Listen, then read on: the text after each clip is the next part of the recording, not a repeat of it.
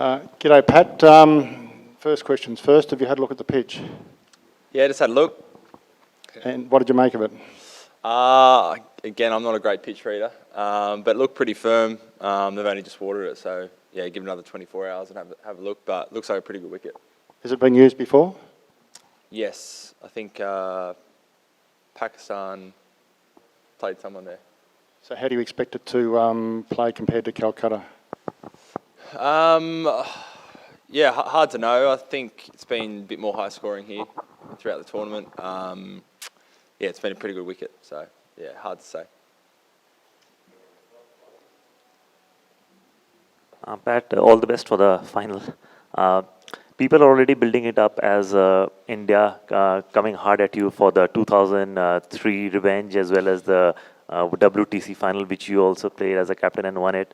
So, and Indians also have the home advantage. You expect the Indians to come really hard at you, especially when they are in a kind of form which Australians were in 2003 and 2007.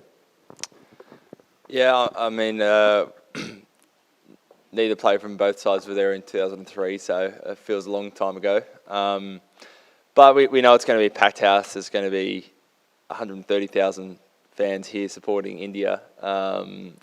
So it's going to be awesome. They've been playing really well, undefeated this tournament. But we know at our best we can give them a good shake. We've played them quite a lot over the last couple of years with success. So it's all building up for a nice final.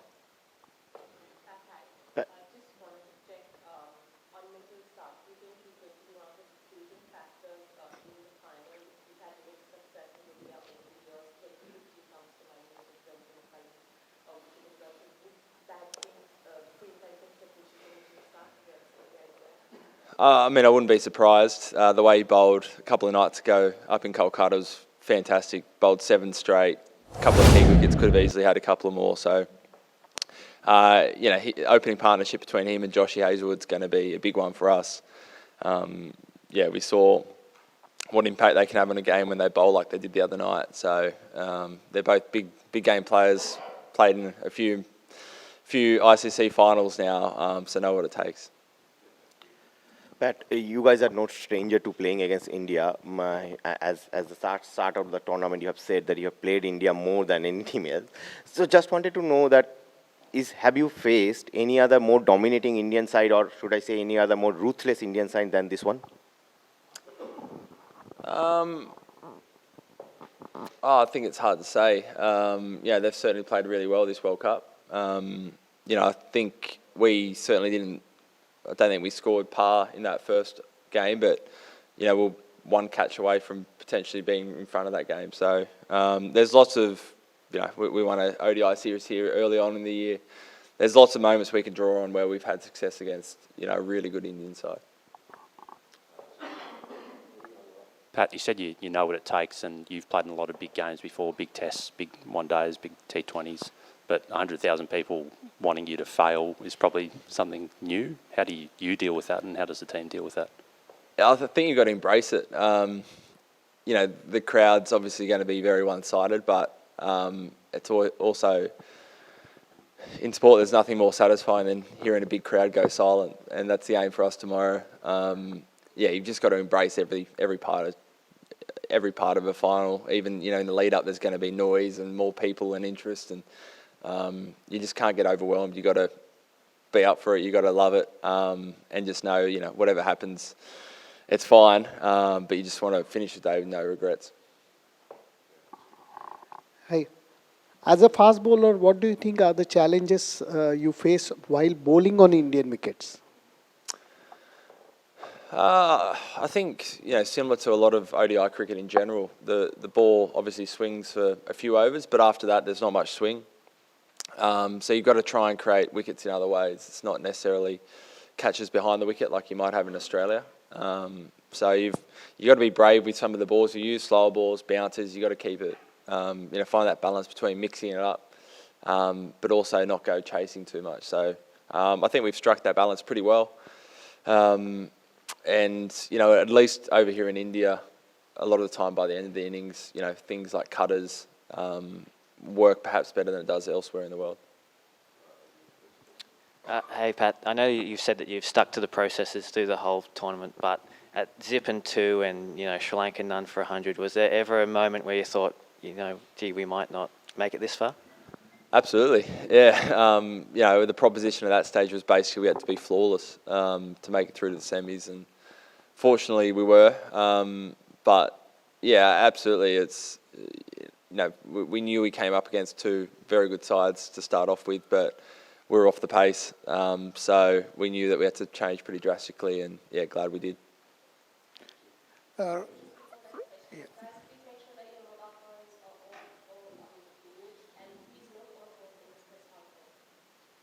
But reaching the final without a dominant show, unlike in the past, how does it feel to take on a dominant India? But does the tag of 8 finalists, 5 winners play a role? Yeah, I think with experience, and fortunately some of that experience is playing in World Cups where we've been dominant. We've won before. I think one of the pleasing things is I still don't feel like we've played the complete game. Maybe against Netherlands, but outside of that, we probably haven't. There's been no huge wins. We've had to fight for every win, but we've found a way to win. And different players have stood up at different times. So I think taking that confidence, knowing that we don't have to be at our absolute best to challenge any team, we can find a way through it. I'm sure we'll draw a lot of confidence. All the boys draw a lot of confidence from that going into tomorrow. G'day, Pat. Has everyone pulled up okay from the other night? And I suppose as an extension, do you expect to go in unchanged? Everyone's fine. So no injury issues at all. So we'll, coaches and selectors haven't assessed the wicket, so they'll come down tonight, have a look, and we'll pick a team later tonight. Given the discussion in the lead up to the last game around Marnus and Stoyne, is there any scope, and I know you decide it later, but potentially that if it is more a batting-friendly wicket, that you could be tempted into going with the extra all-rounder? Potentially, yeah. Those are things we'll weigh up before every game. We're lucky we've got a 15-man squad who we feel anyone can step in and perform. They're all ready to go. Like every other game, we go through a process where coaches get together and chat through what they think or how they think the game's going to go about, and then the selectors obviously pick the final 11.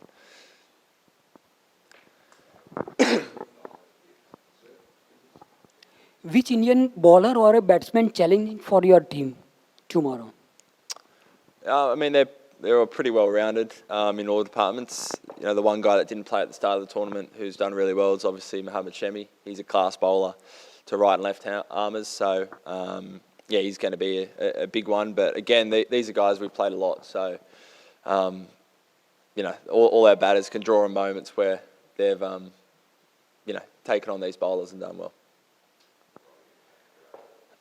Pat, just the year that you guys have had, like you've been on the road a lot, came close to winning a test series in India, sort of, the World Test Championship final, retaining the Ashes, and now from where you were against Sri Lanka to here, is this like the cherry on top? And like, how do you just sum up the year that you have as captain and as a team? It's been a huge year. There are 4 marquee events that if you have one of those in an off-season, it's a big off-season. We've got 4 of them. So being really proud of all those things you mentioned, not only the wins, but, the guys have spent, for some of the guys, have probably spent less than a couple of weeks in their own bed since the end of the Aussie summer. So, one thing that stayed consistent has been the morale in the group. The guys have been awesome. They're so up for every game they play. And, to put ourselves in a position of this, it would just top off an incredible year, and probably a career-defining year that a lot of us will look back on in years to come and be pretty proud of. Hi, Pat. Of all the teams, are Australia most equipped mentally to be immune to a partisan crowd of this size? Potentially. We play over here in India a lot, so the noise is not something new. I think on this scale it's probably bigger than we would have experienced before, but it's not something totally foreign to what we've had before. So everyone deals with it slightly differently. You see Davey probably dancing and winning the crowd over. Other guys just staying in their own bubble, but it should be good. Yeah. Yeah, hello, Pat. Apart from Shami, who else has particularly impressed you in this India side at the tournament so far, having already played them once? Yeah, I think again, they're pretty well rounded. They've got 5 guys that bowl 10 overs pretty much every match. I think their spinners have done well through the middle overs, Kuldeep and Jadeja. So they're going to be a tough proposition like they always are. But they've won every game, so they've been very impressive.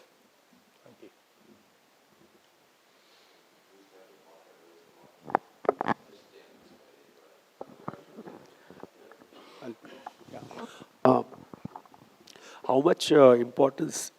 Sorry.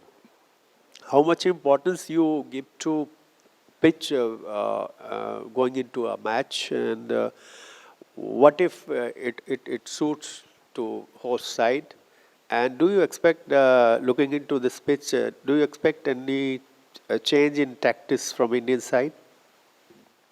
Yeah, it's hard to say. It's obviously same for both teams. No doubt playing on your own wicket, in your own country has some advantages, similar to wickets that you've been playing your whole life. But we've played a lot of cricket over here, so we'll wait and see. I think, of all the venues, perhaps this venue's, the toss isn't as important as, say, a Mumbai Wankhede Stadium or other venues. So we'll be ready in terms of anything they'll throw at us. Yeah, we'll wait and see, but we'll make sure we have some plans. Yeah. Weather has changed. The difference in temperature after sunset and before that is all 7 to 8 degrees. Do you think that will impact in any way, kind of you decide what to do first, to bat first, or on the wicket also? Will it impact the you said the wicket is very firm, but will it impact? Because the difference in temperature is about 7 to 8 degrees. Yeah, I think the biggest difference is the dew. This city and venue seems to have more dew than a lot of the other places we play. So perhaps that's something to think about ahead of tomorrow. Again, it might only be the last quarter of the game, but once that settles in and the ball's sliding on, it's quite different to, say, the first 20 overs where it might be swinging. So something to consider. I think you kind of got to weigh up, batting during the day when it might be a bit easier than under lights, but knowing that late in the second innings it could also slide on. Pat, if I take you back in 1999, Steve was mighty Australia, started the World Cup with 2 losses out of first 3, and then he made his famous remark, 7 to win to leave the trophy. So this time your team also started with 2 losses, and now you are in the final, 1 more to go. Do you find any similarity? I keep saying it's a long time ago, so we can't draw too many conclusions from that, but I'm happy to draw a conclusion from that one. So, I like it.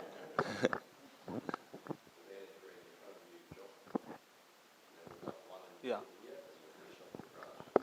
Hi, Pat. Any special plan for Virat Kohli and Rohit Sharma?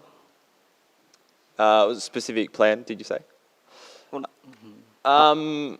We'll have a couple of thoughts, and they're 2 class players, so we'll come up with some plans, but nothing specific.